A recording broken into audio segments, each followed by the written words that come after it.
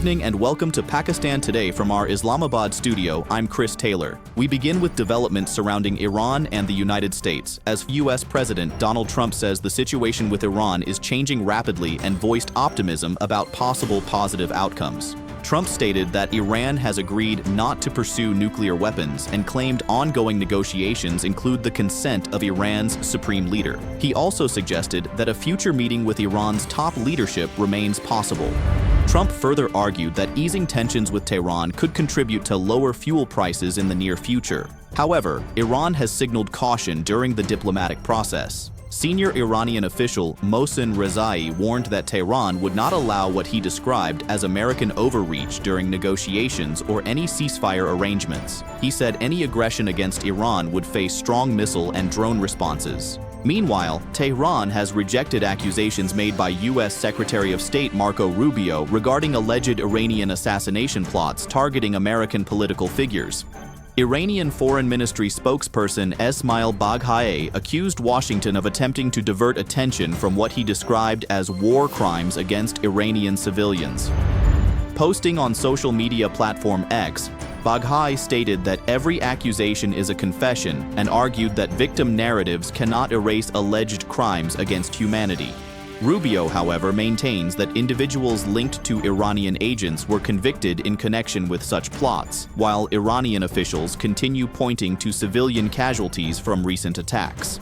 In another regional development, the Gulf Cooperation Council has strongly condemned Iran over what it called attacks targeting civilian locations in Bahrain and Kuwait. GCC Secretary General Jasem Mohammed Al-Budaiwi said such actions reflect hostile policies threatening the security and sovereignty of member states.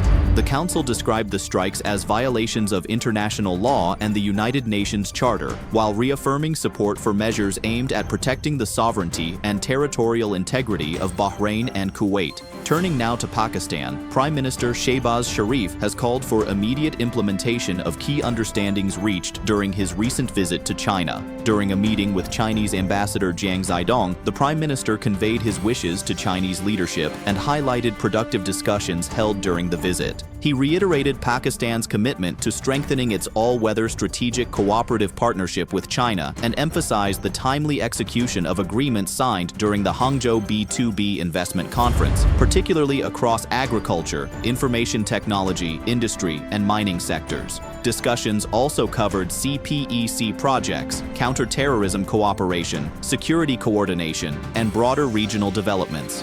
Staying in Islamabad, Finance Minister Mohammad Aurangzeb has met a World Bank delegation led by Vice President for Human Development Mamta Murthy to discuss human capital development and economic priorities. The talks focused on health, education, skills training, technology-driven service delivery, and workforce development. For more on this story, we go to our Islamabad correspondent, Sarah William.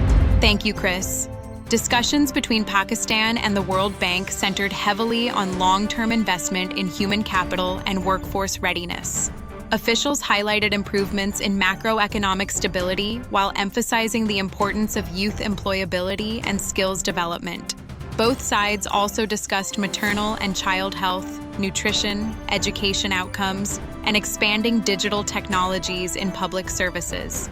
Preparations for future global health and development forums were also part of the discussions as Pakistan seeks broader international cooperation. Thank you, Sarah, for that report.